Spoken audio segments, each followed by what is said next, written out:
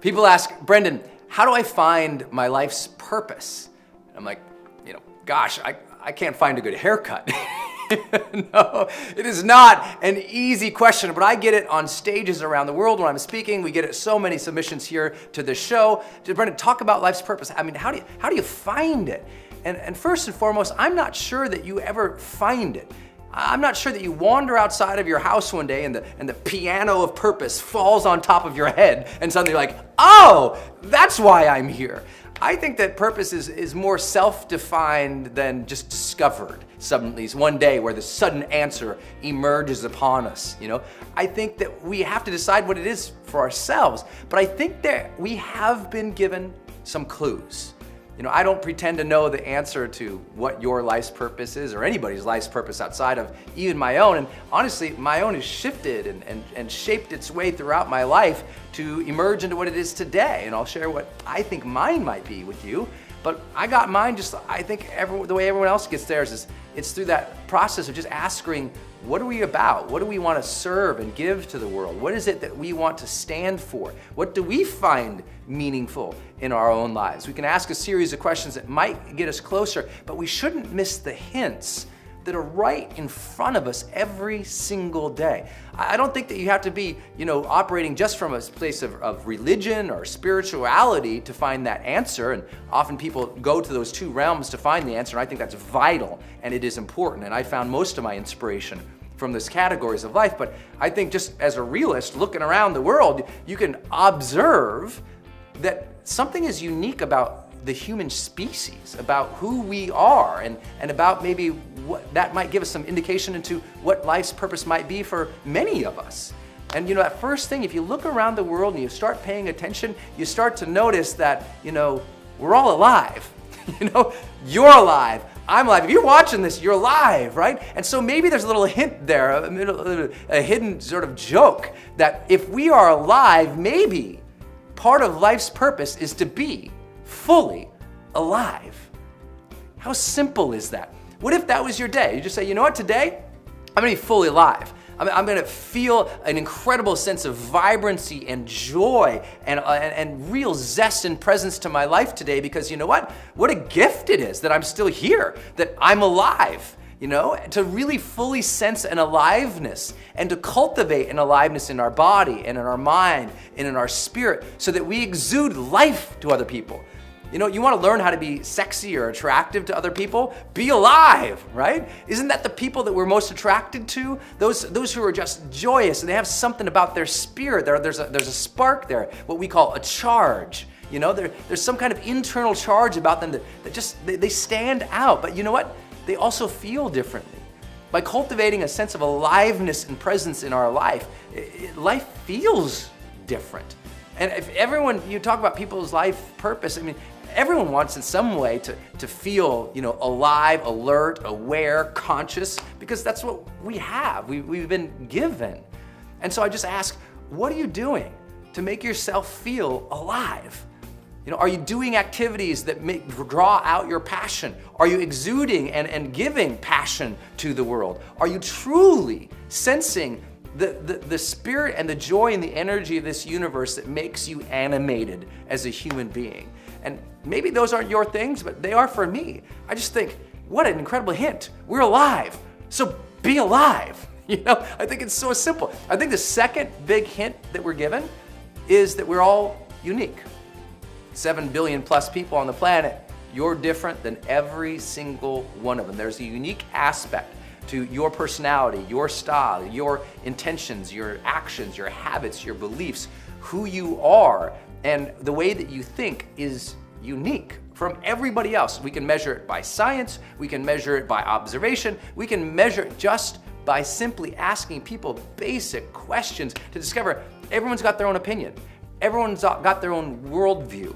And because of that, then we have to ask, well, am I living my life uniquely? Am I expressing who I genuinely am? Are my expressions genuine and authentic and spontaneous to who I am as a person? Or am I living a facade? Am I trying to be somebody else, to please somebody else, to gain acceptance or love over here? Or am I truly being true to myself, to my unique self, to the inner side of who I really am and what I want to show to the world. Because a lot of people really, struggle with this. And the reason they start setting out to look for their purpose in their life is one day they wake up and they realize they're not living their life. They're living their parents' life, their professor's life, their teacher's life. They're living the life that society or their culture or their norms told them to live. And one day they wake up and say, whoa, why have I conformed to the point where I don't even know who I am anymore? And they start this journey sometimes to look for life's purpose because they're trying to find themselves. They're not looking for a big purpose. They're looking for themselves. And sometimes when we can tap back into that uniqueness of who we are, then the magic of life comes alive again. That requires us to not only exude who we are to the world, but to genuinely express who we are, what we think, what we desire of life, what we need, how we truly feel and think about the people in our lives, the things that we are doing with our lives, the places and directions we're going. We have to do that if we want to sense that full uniqueness of ourselves. And often it is by suppressing ourselves that we begin to suffer. And we have to, again, ask, well, then what is the point of all of this? Is it to live as a carbon copy of everybody else? Or to fully, with full intention and aliveness, animate the best of who we are uniquely? I think that you being yourself is a grand purpose. I think the third thing that we've all been also blessed with, if we can just observe and pay attention, is yes, there are indeed 7 billion plus other people in the world. What does that tell us? Well then, maybe we are all connected. That, while we are all unique, we all share similarities. All human cultures across the span of time have been found to truly value very simple, basic things. Love, truth, fairness, freedom, unity, respect, responsibility, and tolerance. And as we recognize those, not all of them exuded it great, but as a part of their culture, there was an operating norm that valued those types of things. Something connects us. It's a human fabric of values and of beliefs that usually center around caring and compassion and love and truth with one another, because that's what keeps us all together.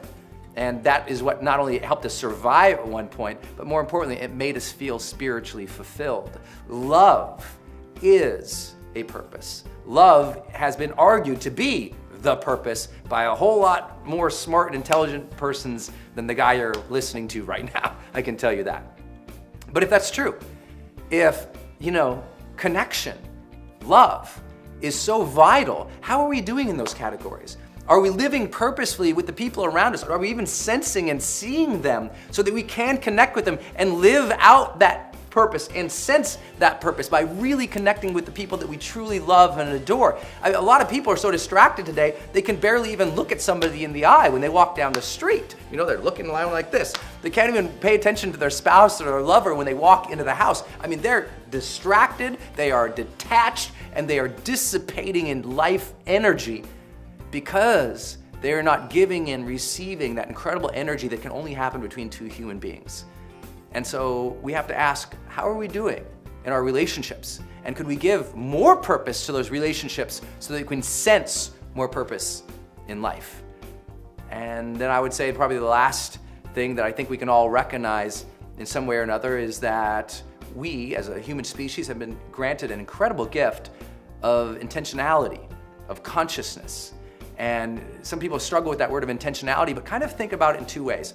First, vision. We've been granted a very unique level of vision and anticipation in our lives. Not to just anticipate and to look out to tomorrow. That's not what makes us unique, believe it or not. Look, the spider looks out to tomorrow. It anticipates that if it builds this web, something's gonna get trapped in it and it's gonna eat it up, right? The bear anticipates the oncoming season, so it starts feeding itself so it can hibernate, right? Animals in nature already anticipate and see the vision coming of the future, but the difference for them is it's all sort of intuitive.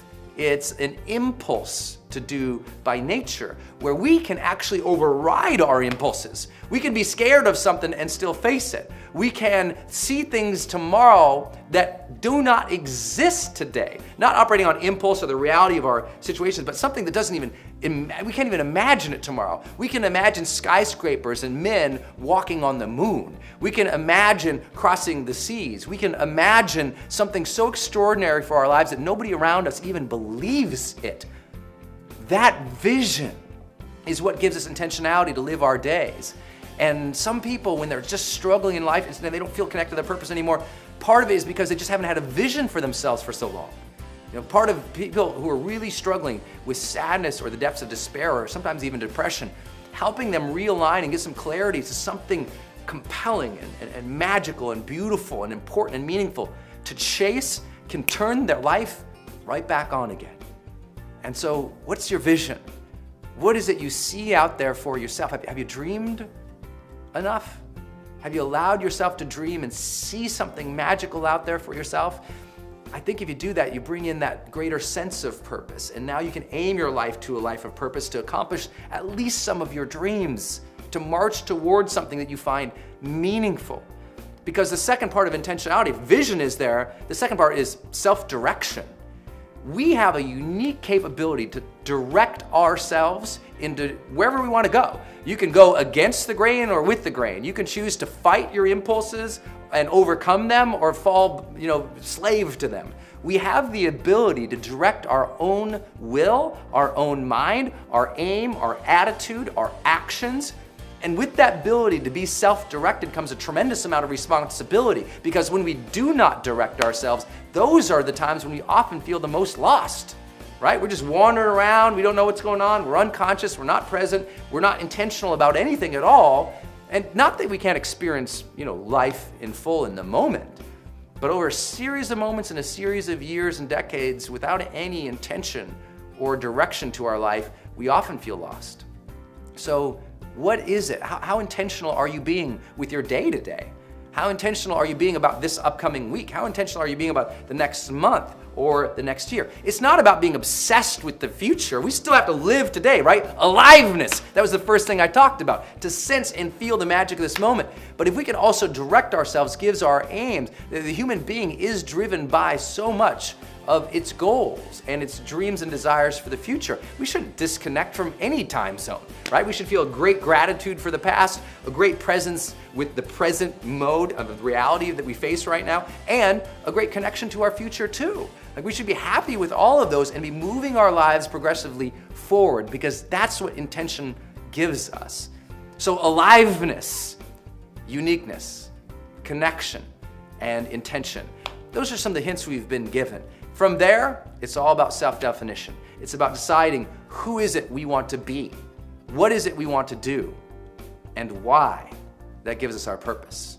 We can build statements around it all day long, can't we? I have my life's purpose is very simple. It's about being and doing and for a reason. Mine is to be something. The purpose of my life is to be fully alive and vibrant.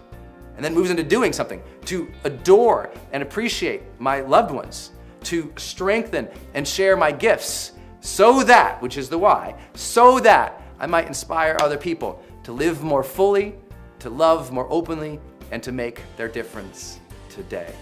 You might not ever find a purpose. It might not land on you tomorrow. So define one for yourself. Take some hints from the universe along that journey. And no matter what you do, realize that life's purpose is entirely up to you. And with that comes a responsibility and a great gratitude that we could choose our own way, our own aims every single day of our lives. So go do that today. What's this day going to be about? What's the purpose of this day? What's the purpose of tomorrow? Add enough of those intentionalities across the span of your life, and suddenly you wake up one day and you say, I lived a life of purpose.